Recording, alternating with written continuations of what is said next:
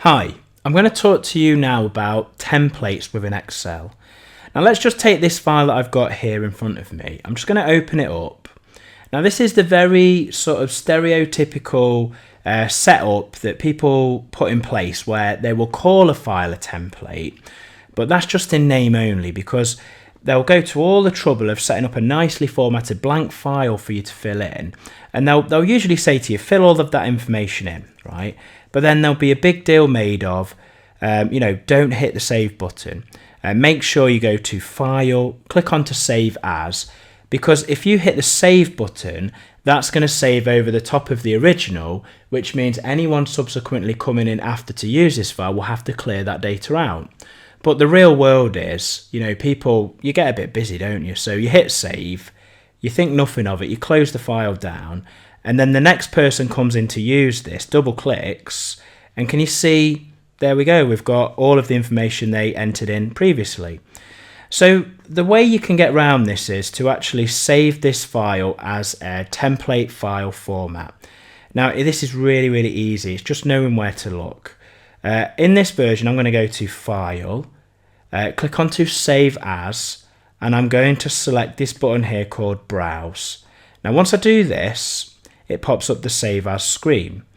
Now the default type of file that I'm saving as is, can you see, Excel Workbook. Now I'm going to drop this one down and I'm going to go and save this as an Excel template. So just go and find Excel template in this list. Now once I click this, it does try and change the folder that we want to save this into. So it'll try and push you into the Custom Office Templates folder. And if you save it here, this means that when you click File and New, that template will be available to us.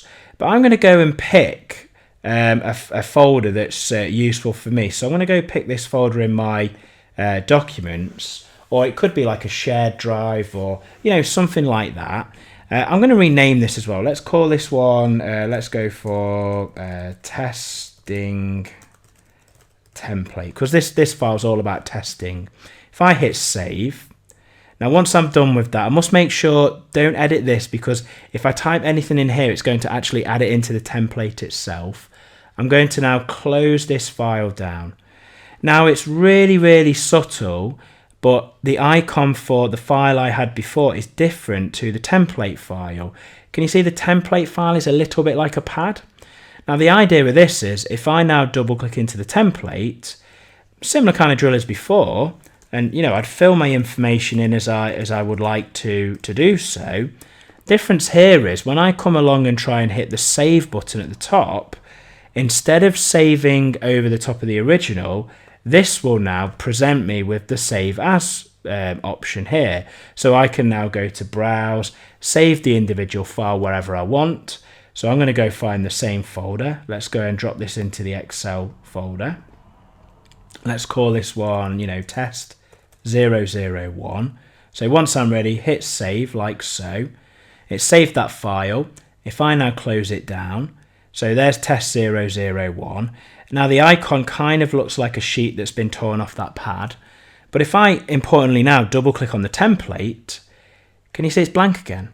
So the point of saving the file as a Excel template is it almost makes it read only, but think of it this way, it's making it repeatable. Now if you want to edit a template, all you need to do is find the template, right click on it, and then you select the second option down called Open, click onto that, and that will actually open the template itself. So any change you make now and hit save is going to change the template for anyone who's going to use it from this point forward.